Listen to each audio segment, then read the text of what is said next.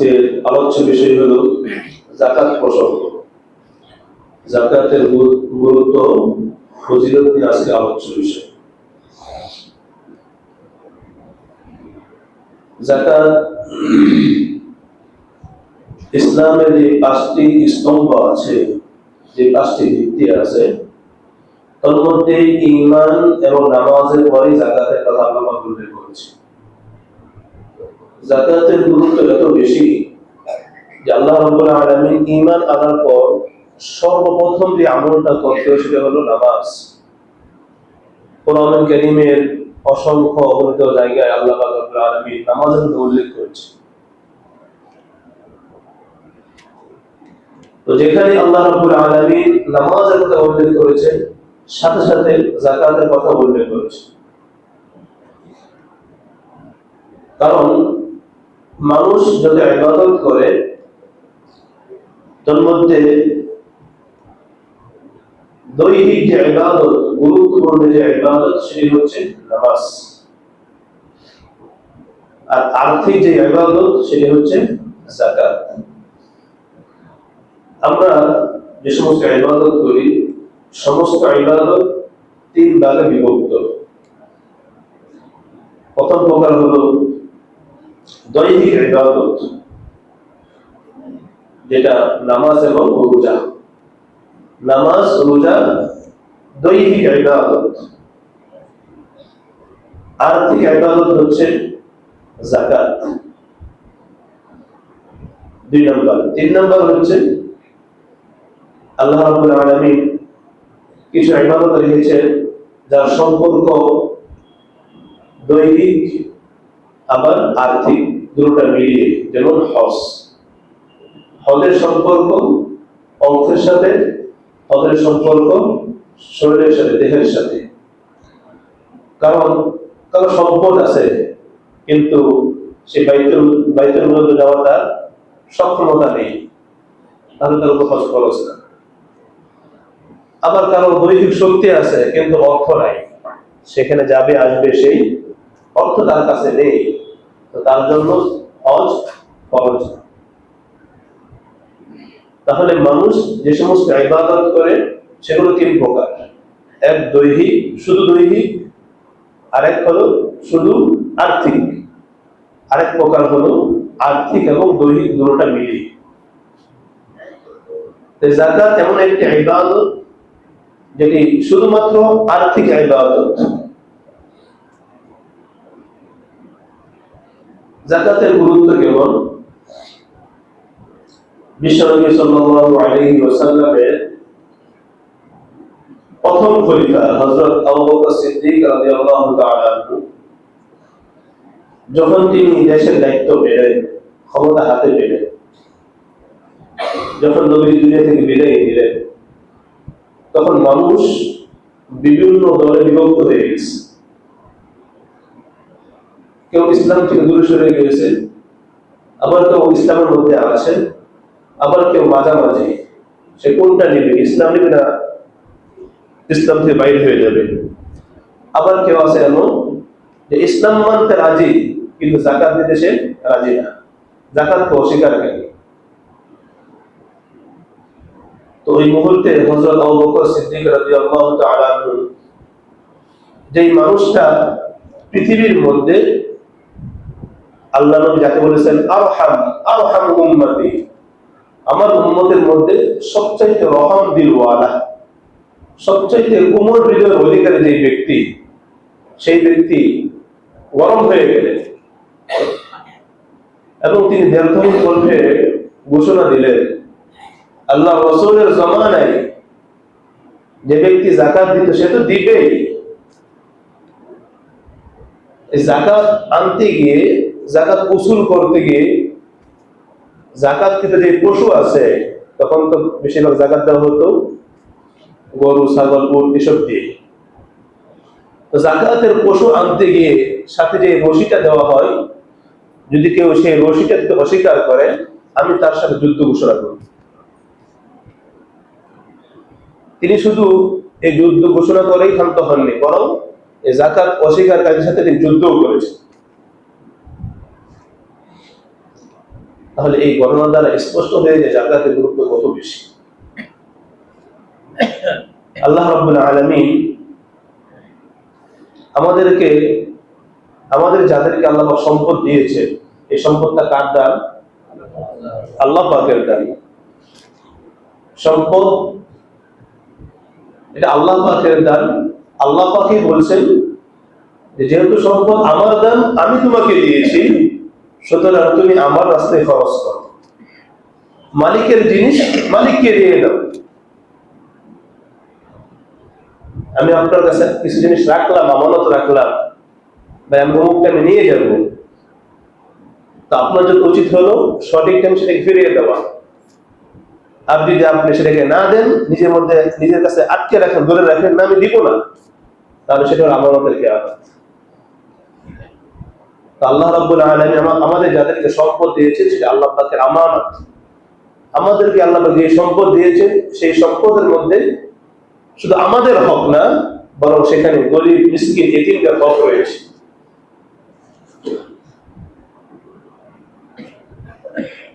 মজার বিষয় হলো সম্পদ আল্লাহ পাকের।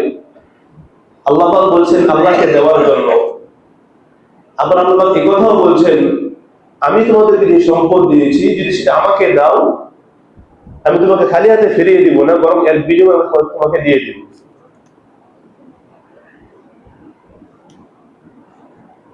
আল্লাহু আকবার। তাহলে আমাদের প্রথম জেনে নেওয়া দরকার যাকাত কি জিনিস। যেহেতু যাকাত নিয়ে আলোচনা হচ্ছে, যাকাত জিনিসটা কি? যাকাত আরবি শব্দ, যার অর্থ হলো, একাধিক অর্থ রয়েছে। একটি অর্থ হচ্ছে পবিত্রকরণ। যাকাত অর্থ হলো পবিত্র করা। কারণ যেই ব্যক্তি যাকাত দেয়, আল্লাহ রাব্বুল আলামিন তাকেও পরিষ্কার করে, পবিত্র করে, তার সম্পদকেও পবিত্র করে। যিনি যাকাত দেন, আল্লাহ পাক তাকেও পবিত্র করেন, এবং তার যে সম্পদ আছে সেই সম্পদকে আল্লাহ পাক পবিত্র করে দেন। 2 নম্বর অর্থ হলো যাকাত মানে মালের ময়লা। যাকাত মানে মালের ময়লা। আমার উপর যতটুকু যাকাত ফরজ হয়েছে, যদি আমরা সেটাকে আদায় করে দেই, তাহলে আমার বাকি যে সম্পদ আছে সেগুলো পবিত্র হয়ে যাবে। আর যদি আমি যাকাতটা আদায় না করি, তাহলে একটা কথাই আছে, বাংলা একটা কথাই আছে যে এক বালতি পানির মধ্যে যদি 1 কাপ বা 1.5 ফোঁটা নাপাক করে যায়, তাহলে পুরো বালতি পানিটা কি নাপাক হয়ে যায়। তো যাকাতের অল্প মালের কারণে, যেটা আমি দেই নাই, আদায় করি নাই, তার কারণে আমার সমস্ত মাল নাপাক হয়ে যায়, অপবিত্র হয়ে যায়। যাকাতের আরেকটি অর্থ হলো বৃদ্ধি করা। যাকাত যিনি দেন, আল্লাহ পাক তার সম্পদে আরো বাড়িয়ে দেন। আরেকটি অর্থ হলো হেফাজত করা। যিনি যাকাত দেন, আল্লাহ রাব্বুল আলামিন তার যে বাকি সম্পদ আছে সেই সম্পদের জিম্মাদার কে হয়ে যান? আল্লাহ পাক হয়ে যান। এগুলো যাকাতের শাব্দিক অর্থ। পারিভাষিক অর্থ কি? পারিভাষিক অর্থ হলো আল্লাহ পাকের প্রদত্ত সম্পদ নির্দিষ্ট সময়ে নির্দিষ্ট পরিমাণ আল্লাহ রাস্তায় খরচ করে দেওয়া। সাহেবে নিসাব বা নিসাবের মালিক নির্দিষ্ট সময়ে নির্দিষ্ট পরিমাণ সম্পদ আল্লাহ রাস্তায় খরচ করে দেওয়া, এটা হলো যাকাত। তাহলে এবার আমরা দেখি কোরআনে যাকাত সম্পর্কে আল্লাহ কি বলতেছেন। আল্লাহ রাব্বুল আলামিন কোরআনুল কারীমে বলেন, ওয়া আনফিকু ফি সাবিলিল্লাহ وأنفقوا في سبيل الله ولا تلقوا بأيديكم إلى التهلكة وأحسنوا إن الله يحب المحسنين। আল্লাহ পাক বলেন, وأنفقوا في سبيل الله, তোমরা আল্লাহর রাস্তায় খরচ করো, তোমরা আল্লাহ পাকের রাস্তায় দান করো। তাহলে দান করাটা কার বিধান? দান করা কার বিধান? আল্লাহ পাকের বিধান। তো দান আমরা কতক্ষণ করতে পারবো? দান আমরা কতক্ষণ করতে পারবো? তার একটা লিমিট আছে। যখন তখন দান করতে পারবো না। সবকিছু একটা মেয়াদ থাকে। ও মেয়াদের পরে যদি কেউ কোনো আঞ্জাম দেয়, কোনো কাজ আঞ্জাম দেয়, তখন সেটা গ্রহণযোগ্য না। আপনি একটা অফিসে গেছেন, চাকরির ইন্টারভিউ দিবেন, বলা হলে আপনি 1 তারিখে আসবেন, আপনি গেছেন 2 তারিখে, এলাও হবে? কারণ আপনার সময় শেষ। আল্লাহ রাব্বুল আলামিন বলেন যে নির্দিষ্ট একটি সময় পর্যন্ত আমি তোমার দানকে গ্রহণ করব, তোমার দান গ্রহণযোগ্য হবে, এরপর তোমার দান কার গ্রহণ করা হবে না। দলিল সূরা মুনাফিকুন 10 নম্বর আয়াত আল্লাহ বলেন, وأنفقوا مما رزقناكم من قبل أن يأتي أحدكم الموت فيقول رب لولا أخرتني إلى أجل قريب فأصدق وأكن من الصالحين ولن يؤخر الله نفسا إذا جاء أجلها والله خبير بما تعملون। আল্লাহ রাব্বুল আলামিন এই আয়াতে বলেন, وأنفقوا مما رزقناكم, আমি তোমাদেরকে যে সম্পদ দিয়েছি, যে রিজিক দিয়েছি, তোমরা তা থেকে খরচ করো, দান করো। কতক্ষণ পর্যন্ত? মিন ক্বাবলি আন ইয়াতি আহাদাকুমুল মাউত, তোমাদের নিকট মৃত্যু আসার আগেই, তোমাদের নিকট মৃত্যু আসার আগেই, মালাকুল মাউত আসার আগেই দান করে নাও। কারণ মালাকুল মাউত চলে আসবে, তারপরে বলবেন আমি দান করবো, আমাকে আরেকটু সুযোগ দাও, আরেকটু অবকাশ দাও। আল্লাহ পাক বলেন সেই সুযোগ আর দেওয়া হবে না, সেই অবকাশ আর দেওয়া হবে না।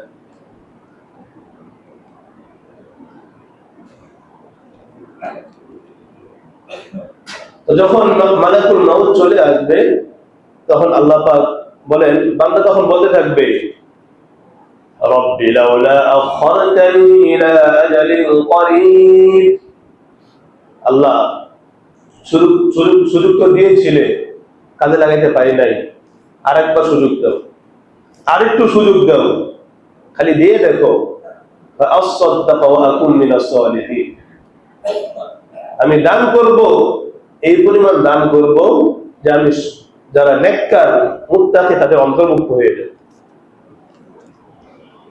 আল্লাহ পাক তখন বলবেন, ওয়ালা ইউআখিরুল্লাহু নাফসান ইযা জাআ আজালুহা, আল্লাহ পাক তখন বলবেন, তাকিদ দিয়ে বলবেন, গুরুত্ব দিয়ে বলবেন, লা ইউআখিরুল্লাহু নাফসান ইযা জাআ আজালুহা, যখন মানুষের নির্দিষ্ট সময় তথা মালাকুল মাউত চলে আসবে, মৃত্যুর সময় চলে আসবে, কারোর জন্য একটি মুহূর্তও বিলম্ব করা হবে না, যথাসময় তাকে মৃত্যুর স্বাদ গ্রহণ করতেই হবে। সুতরাং আবার বলবে, আরেকটু সুযোগ দান করে আসি, আরেকটু সুযোগ দাও, নেক কাজ করে আসি, ওই সুযোগটা পাবে না, ওই পর্যন্তই শেষ। তাহলে আমাদের দানের সুযোগ বা নেক কাজ করার সুযোগ কতক্ষণ পর্যন্ত? মৃত্যু আসার আগেই। সূরা বাকারা 261 নম্বর আয়াতে আল্লাহ পাক আরো বলেন, ইয়া আইয়ুহাল্লাযীনা আমানু আনফিকু মিম্মা রাযাকনাকুম মিন ক্বাবলি আন ইয়াতিয়া ইয়াওমুন লা বাইউন ফীহি ওয়ালা খুল্লাতুন ওয়ালা শাফাআ। এই আয়াতে আল্লাহ পাক বলেন যে তোমরা দান করো কতক্ষণ পর্যন্ত? ওই দিন আসা পর্যন্ত যেই দিন কোন মানুষের ক্রয় বিক্রয়ের কোনো সুযোগ থাকবে না, যেদিন কোনো ব্যবসা বাণিজ্য হবে না, বেচা কেনা হবে না, লা বাইউন ফীহি ওয়ালা খুল্লা, যেখানে কোনো বন্ধুত্ব কোনো কাজে আসবে না, যে সে আমার বন্ধু, খাতিরের লোক, আমরা একটু সহযোগিতা করব, ওই সুযোগটা আর নাই। ওয়ালা শাফাআ, যেই দিন কারো সুপারিশ করার কোনো সুযোগ থাকবে না। যদি আল্লাহ পাক যাকে চান শুধুমাত্র সেই সুপারিশ করতে পারবে। তাহলে আমরা বুঝতে পারলাম দান করার একটা সময় আছে, লিমিট আছে, ওই সময় অতিক্রম হয়ে গেলে দান করা যাবে না। 3 নম্বর কথা হলো, আমার যা মন চাই আমি তা দান করে দিলাম বিষয়টি এমন না, বরং আমার কাছে যে বস্তুটা, যে জিনিসটা সবচেয়ে প্রিয়, আমার নিকট সবচেয়ে প্রিয় যে জিনিস, সবচেয়ে মহাব্বতের যে জিনিস, সেটা আল্লাহ পাকের রাস্তায় দান করা। দলিল সূরা নিসা 92 নম্বর আয়াতে আল্লাহ পাক বলেন, لَوْ تَنَالُوا الْبِرَّ حَتَّى تُنْفِقُوا مِمَّا تُحِبُّونَ وَمَا تُنْفِقُوا مِنْ شَيْءٍ فَإِنَّ اللَّهَ بِهِ عَلِيمٌ। আল্লাহ পাক বলেন, لَوْ تَنَالُوا الْبِرَّ حَتَّى تُنْفِقُوا مِمَّا تُحِبُّونَ। তাকিদ দিয়ে বলছেন, গুরুত্ব দিয়ে বলছেন, لَوْ تَنَالُوا الْبِرَّ, তোমরা ততক্ষণ পর্যন্ত পূর্ণ অর্জন করতে পারবে না, ততক্ষণ পর্যন্ত নেকি অর্জন করতে পারবে না, সফল হতে পারবে না, যতক্ষণ না তোমরা হাত্তা তুনফিকু মিম্মা তুহিব্বুন, তোমাদের নিকট সবচেয়ে প্রিয় যে জিনিসটা আছে সেটা আল্লাহর রাস্তায় খরচ না করবে। তো যে জিনিসটা আমার নিকট সবচেয়ে প্রিয়, সবচেয়ে মহব্বতের জিনিস, ওই জিনিস আমি যতক্ষণ পর্যন্ত খরচ না করব, আল্লাহ পাক বলেন, ততক্ষণ পর্যন্ত কি পারবে না, পূর্ণবান হতে পারবে না। যখন এই আয়াত নাজিল হয়, তখন সাহাবীদের মধ্যে, মদিনার আনসার যে সাহাবী আছে তাদের মধ্যে অন্যতম ধনী ছিলেন হযরত তালহা রাদিয়াল্লাহু তাআলা।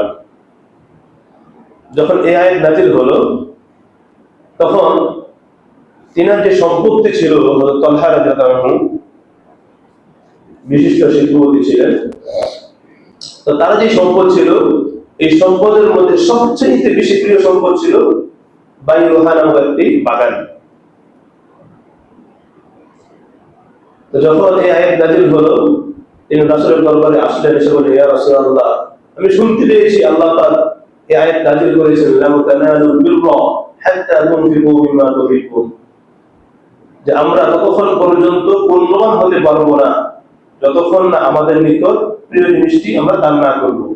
ইয়া রাসূলুল্লাহ, আমার নিকট সবচেয়ে প্রিয় হলো এই বাইরুহা নামক বাগানটি, খেজুরের বাগানটি, আর আমি আল্লাহর রাস্তায় দান করে দিলাম। তো নবী সেই দানকে গ্রহণ করলেন এবং বললেন, ঠিক আছে, তোমার দান গ্রহণ করলাম, কিন্তু তুমি এই দানটা তোমার যে আত্মীয়স্বজন আছে তাদের মধ্যে বন্টন করে দাও। তাহলে আমরা এই আয়াতে বুঝতে পারলাম, আমরা যখন দান করব তখন আমাদের কাছে যেটা প্রিয়, সবচেয়ে মহব্বতের জিনিস, সেটা দান করতে হবে। 4 নম্বর কথা হলো, আল্লাহ পাক রব্বুল আলামিন যে কোনো দান গ্রহণ করেন না, যে কোনো দান আল্লাহ পাক গ্রহণ করেন না, বরং আমি যে দানটা করব সেটা পবিত্র হতে হবে, হালাল পন্থায় উপার্জিত হতে হবে। অসৎভাবে উপার্জন করে সেটা আমি আল্লাহর কাছে দান করে দিলাম, সেটা আল্লাহর কাছে গ্রহণযোগ্য হবে না। দলিল সূরা বাকারার 267 নম্বর আয়াতে আল্লাহ বলেন, ইয়া আইয়ুহাল্লাযীনা আমানু আনফিকু মিন তাইয়্যিবাতি মা কাসাবতুম ওয়া মিম্মা আখরাজনা লাকুম মিনাল আরদ। আল্লাহ বলেন, হে ঈমানদারগণ, আনফিকু মিন তাইয়্যিবাতি মা কাসাবতুম, তোমরা যে সম্পদ উপার্জন করেছো, তোমরা যে সম্পদ অর্জন করেছো, সেখান থেকে যে সম্পদটা হালাল, পবিত্র, তোমরা সেটাকে দান করো।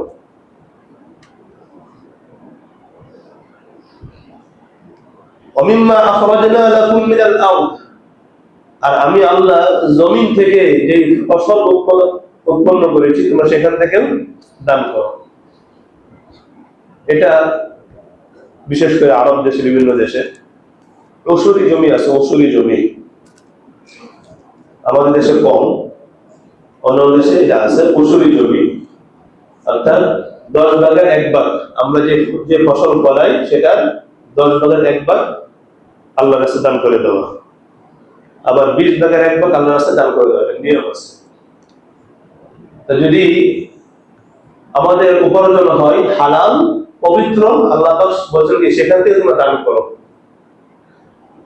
তিরমিজি বর্ণনা আল্লাহ বলেন, লা তুকবালু সালাতুন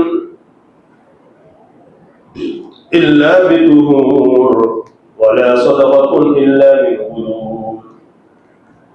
আল্লাহ বলেন যে নামাজ শুধু পড়লেই হবে না, নামাজটা পড়তে হবে পবিত্রতার সহিত। নাপাক শরীরে, নাপাক কাপড়ে, নাপাক জায়গায় নামাজ পড়লাম, আল্লাহ সেই নামাজ গ্রহণযোগ্য না।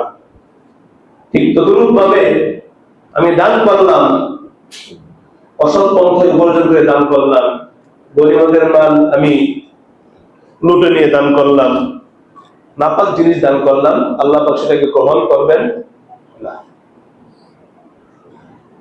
পঞ্চম হলো, আমরা যে দান করব আমাদের লাভ কি? লাভ প্রয়োজন না? কেউ তো এমনিতে দান করে না, লাভ চায়। আল্লাহ রাব্বুল আলামিন সূরা বাকারায় বলেন, মাসালুল লাযীনা ইউনফিকুনা আমওয়ালাহুম ফী সাবিলিল্লাহ কামাসালি হাববাতিন আনবাতাত সাবআ সানাবিলা ফী কুল্লি সুনবুলাতিন মি'আতু হাব্বাহ আল্লাহু ইউদাঈফু লিমান ইয়াশা'উ ওয়াল্লাহু ওয়াসি'উন আলীম।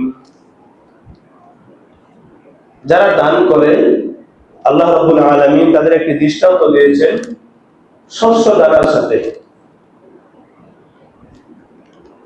আল্লাহ পাক বলেন, মাসালুল লাযীনা ইউনফিকুনা আমওয়ালাহুম ফী সাবিলিল্লাহ, যারা আল্লাহ পাকের রাস্তায় দান করে, যারা আল্লাহ পাকের রাস্তায় খরচ করে, তাদের দৃষ্টান্ত হলো কামাসালি হাব্বা, ওই শস্য দানার নেই, ওই বীজের নেই,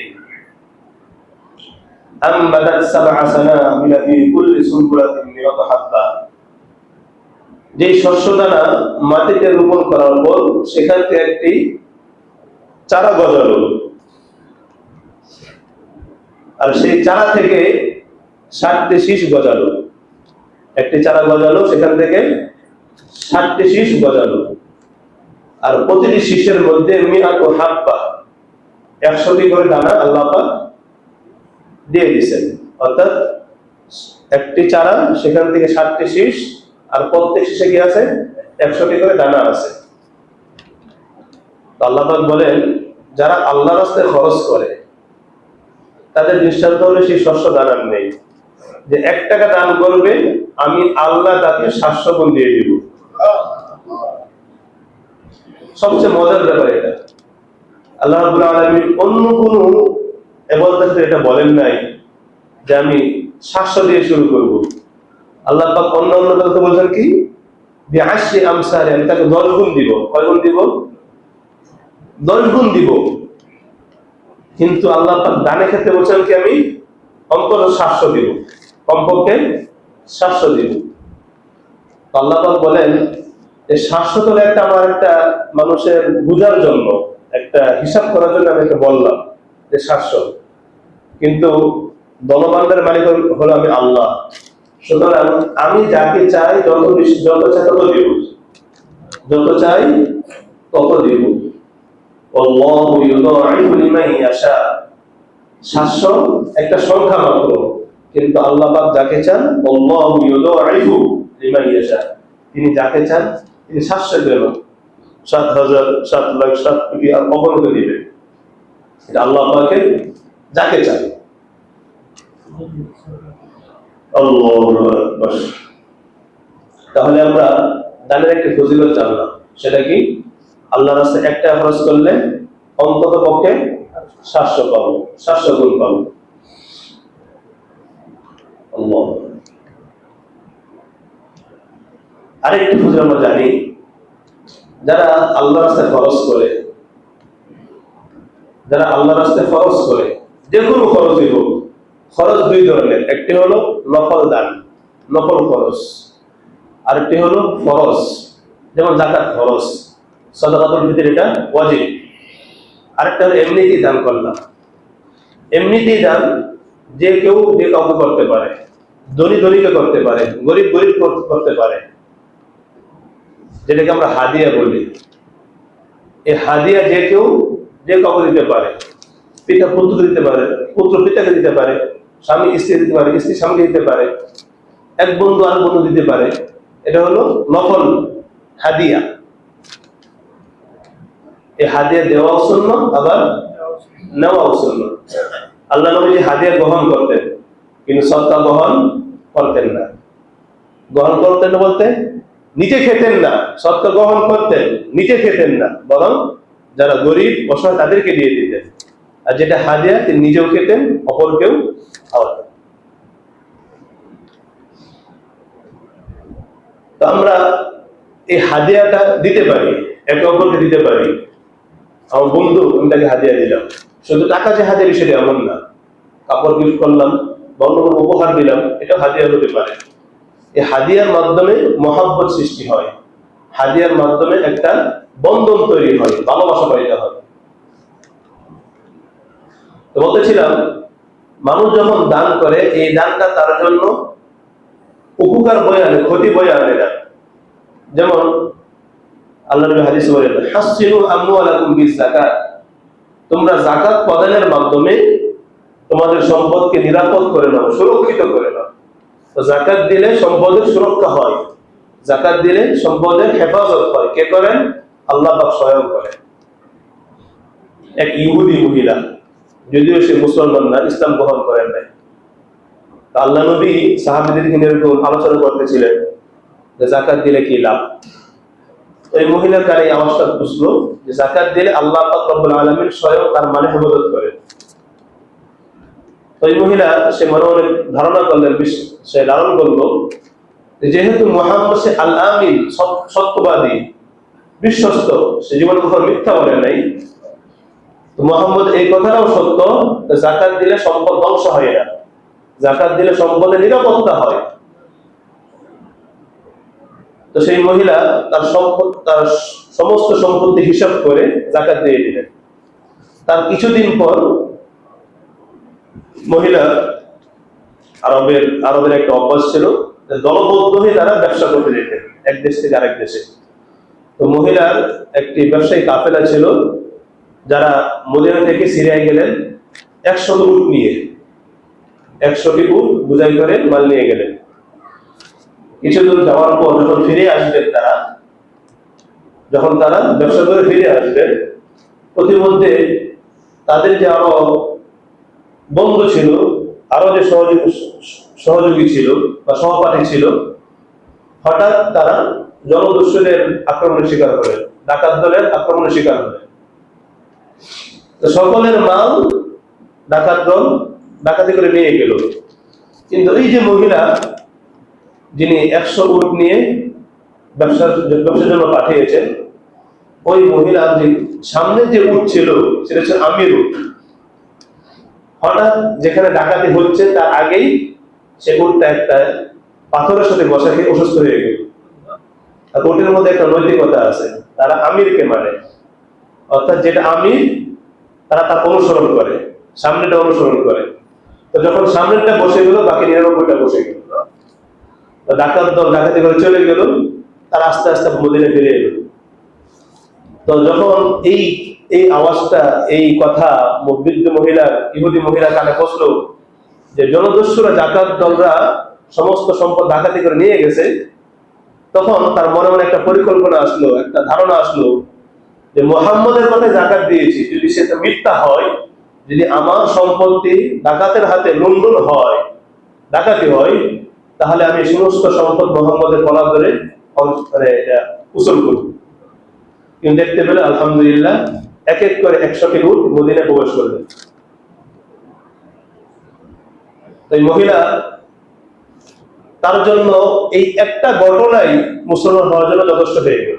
সঙ্গে সঙ্গে সে ঈমান গ্রহণ করলেন, মুসলমান হয়ে গেলেন, শুধু একটা ঘটনা দেখে। তো বলতেছিলাম, আল্লাহ নবী হাদিসে বলেছেন, হাসবিনু আমওয়ালাকুম বিযাকাত, যাকাতের মামলা তোমরা তোমাদের সম্পদকে নিরাপত্তা করে নাও। আল্লাহ, পক্ষান্তর যদি কেউ যাকাত না দেয়, তাহলে তার জন্য কি বিধান? বুখারী বর্ণনা হযরত আবু হুরায়রা রাদিয়াল্লাহু আনহু তিনি বলেন, আল্লাহ বলেছেন, মান আতাহুল্লাহু মালান ফালাম ইউআদ্দি যাকাতাহু মুসবিলা লাহু ইয়াওমাল কিয়ামাতি শুজাআন aqra'a lahu zabibatan yutawwaquhu yaوم القيامة ثم يأخذ بلحزمتيه ثم يقول أنا مالك أنا كنزك। সাহাবী হযরত আবু হুরায়রা রাদিয়াল্লাহু আনহু বলেন যে আল্লাহ বলেছেন, মান আতাহুল্লাহু মালা, আল্লাহ পাক যাকে সম্পদ দিয়েছেন, আল্লাহ পাক যাকে ধন সম্পদ দিয়েছেন, যিনি নিসাব পরিমাণ মালের মালিক, ফালাম ইউআদ্দি যাকাতাহু, কিন্তু সেটা সম্পদে যাকাত দিল না, তাহলে আল্লাহ পাক তাকে যে সম্পদ দিয়েছিলেন, যে সম্পদটা সে যাকাত না দিয়ে গচ্ছিত রেখেছিল, সেই সম্পদটাকেই কাল কিয়ামতের ময়দানে আল্লাহ পাক বলেন মুসবিলা লাহু ইয়াওমাল কিয়ামা, সেটাকে বিশাল সাপের আকৃতি ধারণ করা হবে। সেই সম্পদটাকেই বিশাল সাপের আকৃতি দেওয়া হবে। সাপটা কেমন হবে? aqra'a lahu zabibatan, সাপটা এতটাই ভয়ঙ্কর হবে যে তার দুই চোখের উপরে, তার কপালে দুটি কালো বিন্দু থাকবে, ভয়ঙ্কর বোঝানোর জন্য, তীব্রতা বোঝানোর জন্য।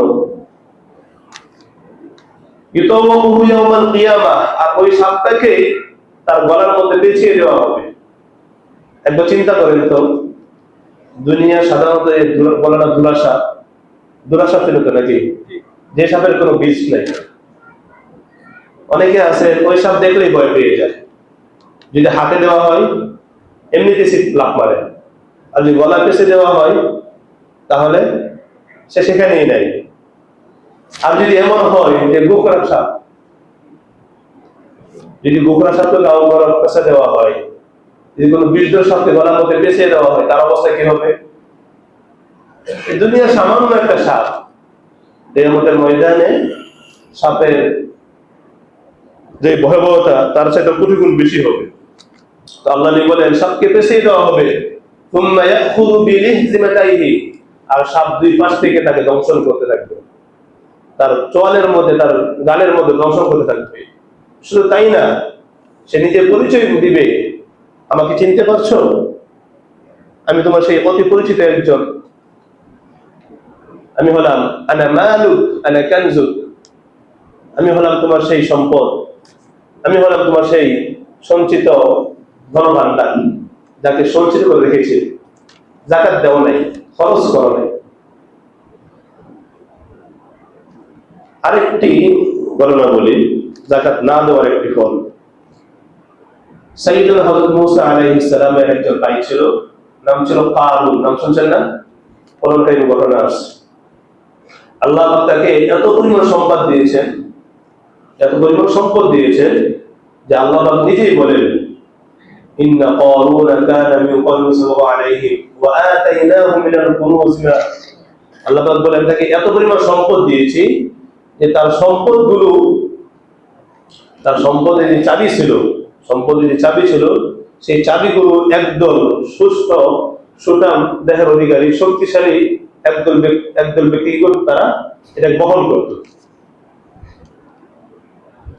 তো যখন মূসা আলাইহিস সালাম বললেন, হে আমার ভাই, আল্লাহ পাক তোমার প্রতি রহম করেছে সম্পদ দিয়ে, সুতরাং তোমার উচিত তুমি তোমার দুনিয়াবাসীর প্রতি রহম করা উচিত। যেহেতু আল্লাহ পাক তোমাকে রহম করে সম্পদ দিয়ে, তোমার উচিত কি মানুষের প্রতি রহম করা। আল্লাহ পাক বলেন আহসিন কামা আহসানাল্লাহু ইলাইক, মূসা আলাইহিস সালাম বললেন কারুনকে, তুমি কি করো? আহসিন কামা আহসানাল্লাহু ইলাইক, যেভাবে আল্লাহ পাক তোমাকে রহম করেছে তুমি কি করে মানুষের প্রতি রহম করো। তো তিনি কি বললেন? ক্বালা ইন্নামা উতীতুহু আলা ইলমিন ইনদি, আরে কিসের তোমার আল্লাহ আমাকে সম্পদ দিয়েছে? নাউযুবিল্লাহ। আমাদের মাঝে এরকম এক লোক আছে, আমাদের সমাজে, আমাদের দেশে, যাদেরকে আল্লাহ পাক সম্পত্তি দিয়েছে, তার সে শুকরিয়া আদায় করেই না, তার স্বীকারই করে না, বরং কি করে, এটা আমার ব্যক্তিগত, আমি নিজের যোগ্যতায় নিজের গুণাবলী অর্জন করেছি, নিজে অর্জন করেছি, এটা আমাকে আল্লাহ দেয় নাই। সুতরাং যেটা আমি নিজে অর্জন করেছি, উপার্জন করে মাথার দাম পায়ে ফেলে আমি সেটা কেন মানুষকে দান করে দিব? অথচ আল্লাহ আপনি কি বলেন, আমি তোমাকে সম্পদ দিয়েছি, সুতরাং তোমার সম্পদ আমার রাস্তায় খরচ করো। মুসা আলাইহিস সালাম এই কারণ কি করলেন, সে দাম্ভিকতা দেখালেন, অহংকার প্রদর্শন করলেন। বিনিময়ে কি হলো? আল্লাহ পাক রব্বুল আলামিন পরে বলেন ফাখাসাফনা বিহি ওয়া বিদারিহিল আরদ, সে তো সম্পদে যাকাত দেয়ই নাই, বরং সে অহংকার করেছে, গর্ব করেছে। ফলে আমি আল্লাহ কি করলাম, ফাখাসাফনা বিহি ওয়া বিদারিহিল আরদ, আমি তাকে দোষিয়ে দিলাম এবং তার যে সম্পত্তি ছিল সেটা মাটির মধ্যে দোষিয়ে দিলাম, তাকে সহ তার সমস্ত সম্পত্তি মাটির মধ্যে দোষিয়ে দিলাম। তাহলে যাকাত দিলে সম্পদের নিরাপত্তা হয়, যাকাত না দিলে সম্পদ ধ্বংস হয়। সংক্ষেপে বলছি, যাকাত আমরা কারা দিব? যাকাতের কিছু খাত আছে। আল্লাহ পাক রব্বুল আলামিন সূরা তাওবার মধ্যে বলেন, ইন্নামা সাদাকাতু লিল ফুকারা'i ওয়াল মাসাকিন ওয়াল 'আমিলিনা 'আলাইহা ওয়াল মু'আল্লাফাতি কুলুবুহুম ওয়া ফির রিকাবি ওয়াল গহারিমিনা ওয়া ফি সাবিলিল্লাহি ওয়া বিস সাবিল ফারিদাতান মিনাল্লাহ আল্লাহু আলিমুল হাকীম। আল্লাহ পাক আয়াতে বলেন যাকাতের খাত হলো 8টি। কয়টি? 8টি। এক নম্বর হলো লিল ফুকারা, যারা ফকির, ব্যাখ্যা আছে। 2 নম্বর হলো মিসকিন। ফকির এবং মিসকিনের মধ্যে পার্থক্য আছে। ফকির হলো ওই প্রত্যেক ব্যক্তি ফকির যার মধ্যে নিসাব পরিমাণ মাল নাই, অর্থাৎ যে কি যাকাত দিতে পারে না, সে ফকির। আর মিসকিন হলো যার নিকট 3 বেলা খাবে সেই পরিমাণ কি খাবারও নাই। পার্থক্য দুইটা। 3 নম্বর হলো ওয়াল আমিলিনা আলাইহা, আল্লাহ রাসূলের জামানায় এখনো আছে যারা যাকাত কালেক্টর, যারা যাকাত উসুল করে, যারা মানুষের কাছ থেকে যাকাত উসুল করে, তাদেরকে যাকাত দেওয়া জায়েজ। 4 নম্বর হলো ওয়াল আমিলিনা আলাইহা ওয়াল মুআল্লাফাতি কুলুবুহুম, ইসলাম ধর্মে প্রবেশ করার জন্য, মানুষের মনকে আকৃষ্ট করার জন্য তাকে যাকাত দেওয়া যেতে পারে। বিধর্মীকে অর্থাৎ নতুন মুসলমান, এখন যদি কিছু দেওয়া হয় তাহলে সে কি হবে? ইসলাম ধর্মে আকৃষ্ট হবে, সে মজবুতি হবে, তাকে যাকাত দেওয়া যেতে পারে। ওফির রিকাব, 5 নম্বর হলো ওফির রিকাব। রিকাব বলা হয় গোলাম, চুক্তিবদ্ধ গোলাম, মুকাতাব গোলাম, তাকেও যাকাত দেওয়া যেতে পারে। 6 নম্বর হলো আল গালিমিন, ঋণগ্রস্ত, ঋণে জর্জরিত ওই ব্যক্তিকে যাকাত দেওয়া যেতে পারে। ওয়া ফি সাবিলিল্লাহ, আল্লাহর রাস্তায় জিহাদ করতে গেছে, সামানের প্রয়োজন, তাকে যাকাত দেওয়া যেতে পারে। ওয়া বিস সাবিল, মুসাফির, যিনি বাহিরে সফরে আছেন,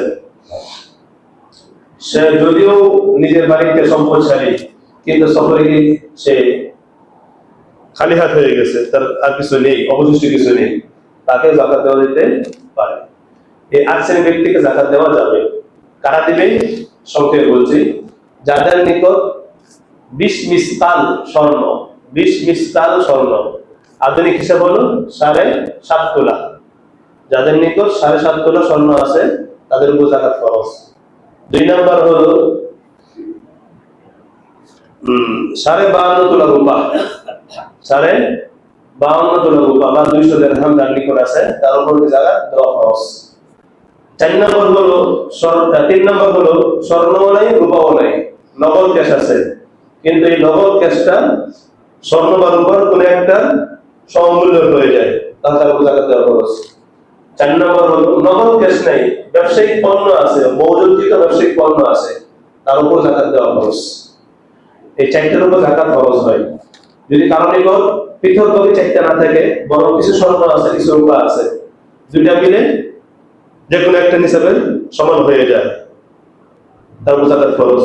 অথবা কারো নিকট কিছু সোনা আছে, কিছু রূপা আছে, কিছু নগদ ক্যাশ আছে, কিছু ব্যবসায়িক পণ্য আছে, সব মিলে একটা নিসাবে পৌঁছে, তার উপর যাকাত ফরজ। তবে নিসাবের ক্ষেত্রে লক্ষ্য রাখতে হবে, যেটা গরিবদের জন্য উপকারী সেটা হিসাব করতে হবে। উপকারী কোনটা? রূপ, অর্থাৎ 52.5 তোলা রূপার পরিমাণ যদি সমান, তার নিকট টাকা থাকে, অর্থ থাকে, ব্যবসায়িক পণ্য থাকে, তাহলে তার উপর যাকাত দেওয়া খরচ। যদি আপনি স্বর্ণ ধরেন তাহলে অনেক দাম, বর্তমান স্বর্ণ কি 2.5 লাখ, যদি যদি সর্বনিম্ন তাহলে কি 1.5 লাখের উপরে সনাতন যেটা আছে। তার যতটুকু কোনটা রূপটা, আল্লাহ প্রত্যেক বোঝার তৌফিক দান করুন।